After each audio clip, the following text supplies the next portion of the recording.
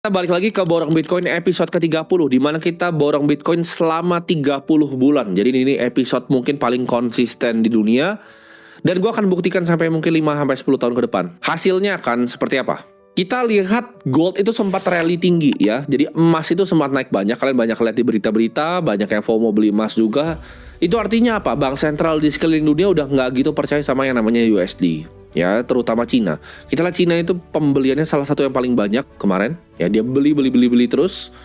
Dan ini artinya apa? Ini artinya kepercayaan semua satu dunia, bank sentral kayak Cina dan negara-negara lain terhadap USD itu melemah.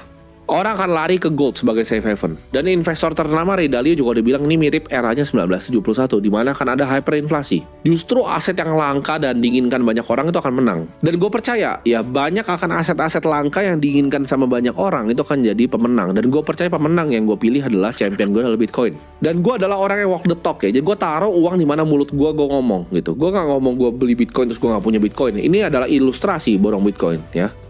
Tapi lu tahu 50% harta gue tuh ada di Bitcoin gitu. Jadi gue tuh orang yang ketika gue ngomong itu gue walk the talk.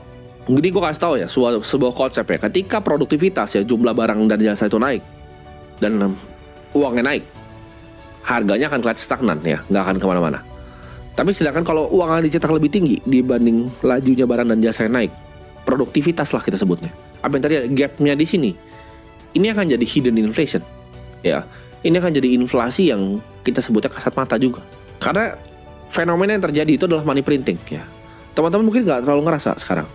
Tapi kita akan lihat 10 tahun lagi. Karena kenapa? Negara-negara kita lah, Turki, Argentina, ya Venezuela, Mesir, itu banyak sekali yang udah terjadi hyperinflasi ini.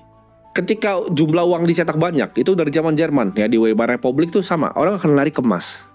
Cuman emas itu nggak sempurna. Kalau lu punya emas banyak, gue bisa ngerampok rumah lu. Kalau lu mau transfer emas ke Amerika, lu nggak bisa. Anggap ada penyihir datang ya. Penyihir ini datang nih ke depan lu. Dia tawarin, oke, gue punya emas baru ya. Namanya sihir koin. Nama emas barunya. Sihir koin ini ada 21 juta ya. Sihir koin ini lu bisa transfer emasnya dari negara lu ke negara manapun dalam waktu 1 detik. Sihir koin ini banknya itu di surga, nggak ada yang bisa ngerampok. Dan gue sebagai penyihir, gue gak akan rampok sihir koin lo.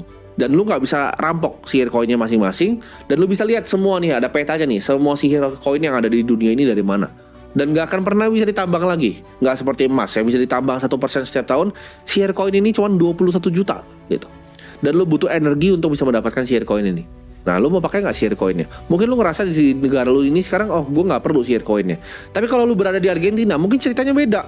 Argentina itu gue pernah bikin video 2 tahun lalu 250 peso ke 1000 ya per USD-nya. Lu bisa bayangin gak